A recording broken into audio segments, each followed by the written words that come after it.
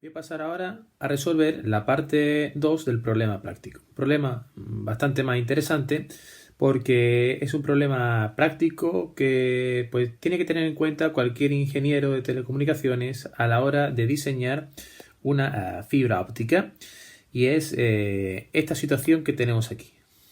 Este esquema, este dibujo, nos lo presentan en el problema de selectividad.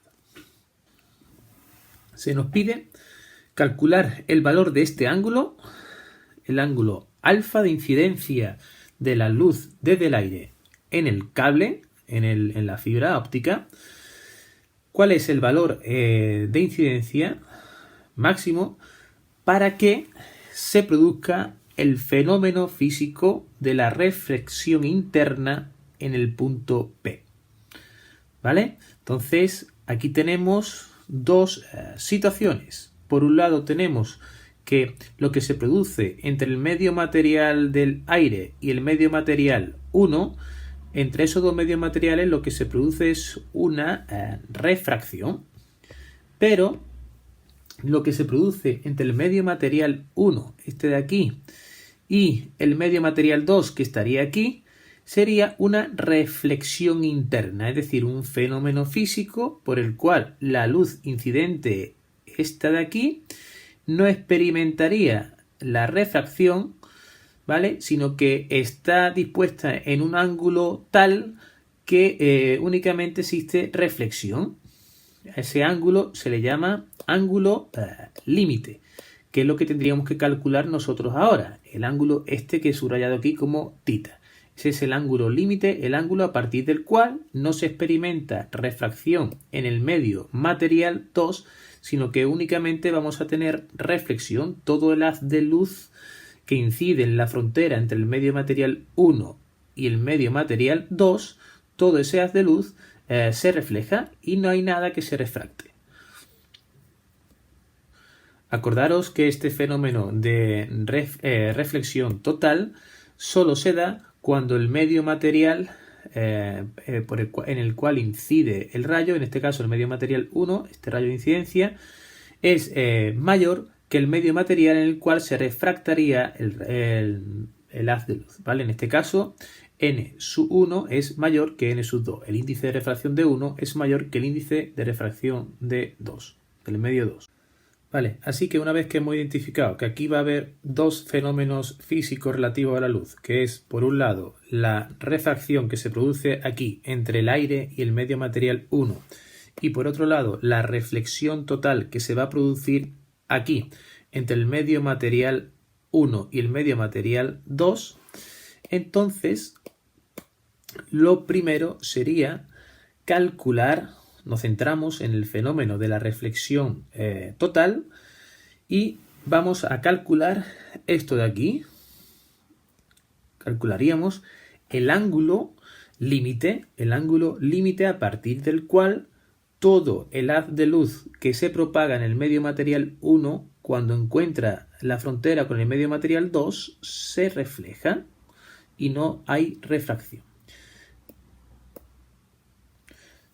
Ese ángulo límite, pues, ¿cómo lo definimos? Pues lo he dibujado aquí. Primero he acompañado esa imagen de aquí, de este dibujo, ¿vale? He representado esta situación de aquí, lo que pasaría en el punto P, lo he representado aquí, ¿de acuerdo? Sería el punto P. Bien, pues, ¿qué sucedería aquí? Pues aquí todo el funcionamiento de una fibra óptica, y un ingeniero de telecomunicaciones tiene que saber esto bastante bien, se basa en la ley de Snell. La ley de Snell, ya sabéis que nos dice que el seno del ángulo de incidencia partido el seno del ángulo de refracción es igual al índice de refracción en el medio 2 partido índice de refracción en el medio 1, ¿vale? En este caso, el ángulo límite nos hace que consideremos este fenómeno de aquí, es decir, cuál es el ángulo este de incidencia que hace que el ángulo de refracción este, tita sub 2, sea ya de 90 grados. Importante aquí, por favor, centrarnos en este eje de aquí, el eje de ordenadas. Esa es nuestra referencia, ¿vale? Este es el gran fallo de los alumnos, que no ven bien y a veces confunden al no saber bien que toda la ley de Snell va en referencia a este eje de aquí, que es el eje normal. Pues se equivocan con los ángulos y en vez de poner este ángulo de 90 grados con respecto a la normal, o este ángulo θ con respecto a la normal, pues a lo mejor ponen otro ángulo aquí. Y ese ángulo no tiene sentido aplicado a la ley de Snell en esta situación. Siempre nos tenemos que centrar en el eje de ordenada, la normal. Si aplicamos, por tanto, la ley de Snell a esta situación, pues tenemos que el seno de θ, este θ y el seno de θ aquí, es partido el seno de 90 grados, que es el ángulo de refracción, ¿vale? ¿Cuánto tiene que valer θ para que la refracción sea de 90 grados? Pues es lo que vamos a calcular, ¿vale? Este es θ sub 2, el ángulo de refracción, que tiene que valer 90 grados, ¿vale? El índice de refracción en el medio 2, si hay reflexión interna o reflexión total, es porque el índice de refracción es del medio 2, donde se refractaría la luz, es menor que el índice de refracción del medio 1. En caso contrario, es imposible que haya una reflexión interna o reflexión total. Vale, sustituimos todo en la ley de Snell y obtenemos que el ángulo de incidencia en el medio 1, θ, tiene que ser igual a 68,43 grados. Si el ángulo de incidencia como mínimo tiene que ser 68,43 grados. Si el ángulo es menor de 68,43 grados, hay una parte del haz de luz que se refractaría y otra parte del haz de luz que se reflejaría. Pero si el ángulo es de 68,43 superior a 68,43, ese es el denominado ángulo límite, a partir de ese ángulo, todo el haz de luz que incide en la frontera entre el medio material 1 y el medio material 2 se refleja. Vale. Ahora tenemos, por tanto, cuánto vale ya este ángulo θ para que se produzca una reflexión interna. Por eso digo yo que este problema es más interesante, porque ahora tengo que ver cuánto tendría que valer alfa para que el ángulo θ tuviese un valor de 68,43 grados. ¿Vale? Esto es por eso más interesante. Ahora tendríamos que ver únicamente, nos centraríamos en la refracción que se produce aquí, entre el aire y el medio material 1, ¿vale? En esa refracción, con qué ángulo tiene que incidir este haz de luz en el medio material 1, en la frontera entre el aire y el medio material 1, para que resulte aquí un ángulo θ. Un ángulo θ igual a 68,43 grados. Ahora tenemos una cuestión de visión espacial, es decir, este es el ángulo de incidencia, el rayo incidente, perdón, y este es el rayo refractado en el medio material 1. Pues, ¿qué os sugiero yo aquí? Pues lo primero que os sugiero es que cojáis este eje de aquí, ¿vale?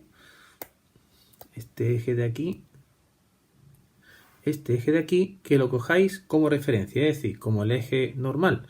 Uno de los ángulos, si cogemos ese eje como referencia, como el eje normal, este ángulo sería el ángulo de incidencia con respecto a esa normal. Es decir, lo que os pido es que veáis ahora esa situación de refracción, como si el dibujo estuviese así. ¿Vale? Entonces, así creo que lo veis más fácil, ¿no? Aquí tendríamos el la normal. ¿La normal a qué? La normal, pues, a la superficie, a la frontera formada entre el aire, esta frontera de aquí, entre el aire y el medio material 1, ¿vale? Y ahora de lo que se trata es de saber, para aplicar la ley de Snell, si este es el rayo refractado, lo que nos hace falta saber es el ángulo con respecto a esa normal. Si no, no podemos aplicar la ley de Snell adecuadamente. Esto es lo que hay que ver, ¿vale? Siempre, por favor, tomamos como referencia el eje normal. Hace falta, por tanto, saber este ángulo de aquí. ¿Cuánto vale ese ángulo de ahí? Yo lo he llamado ese ángulo beta. Esto lo he representado en el siguiente dibujo. Aquí. ¿Vale? Esa situación que tenéis ahí la he representado en este dibujo de aquí. Lo voy a indicar. En este dibujo de aquí he representado la situación que he explicado anteriormente, ¿vale?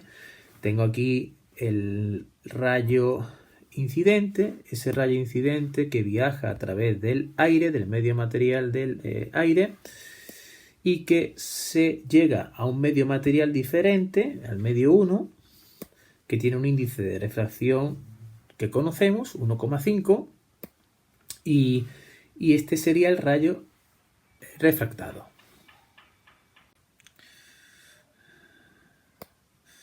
Vale, aquí tendríamos un triángulo rectángulo en el que este ángulo de aquí sería θ. Así que la suma de los ángulos de ese triángulo rectángulo pues tiene que valer 180 grados, por lo que beta, aquí beta, ¿cómo lo calculamos? Pues 180 grados, que es lo que tiene que valer la suma de ese triángulo rectángulo, menos 90 grados, que es lo que valdría este ángulo de aquí, y menos θ, que ya lo tenemos del problema anterior, del apartado anterior, que θ es igual a 68,43 grados. Así que, ¿cuánto vale beta? Beta vale 21,57. Ya tenemos lo que tendría que valer beta para que θ valga lo que tiene que valer el ángulo límite.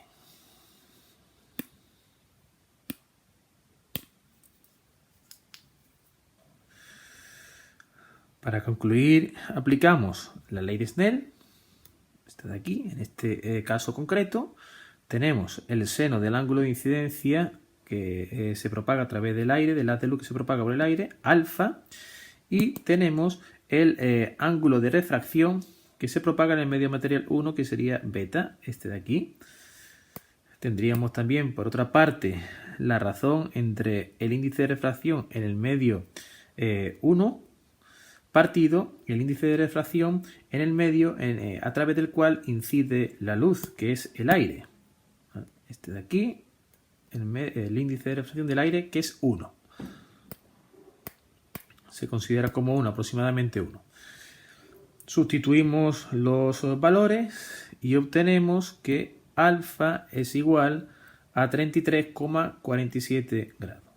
Por lo que este es el ángulo de incidencia máximo para que se produzca en el interior de la fibra óptica una reflexión interna. Por encima de ese valor de incidencia no habría reflexión interna total en la fibra óptica, sino que también habría refracción y se perdería parte de la luz. Y la comunicación no sería tan buena y no iría a tanta velocidad. Y eso es todo en este problema de selectividad del año pasado, problema 3 de septiembre.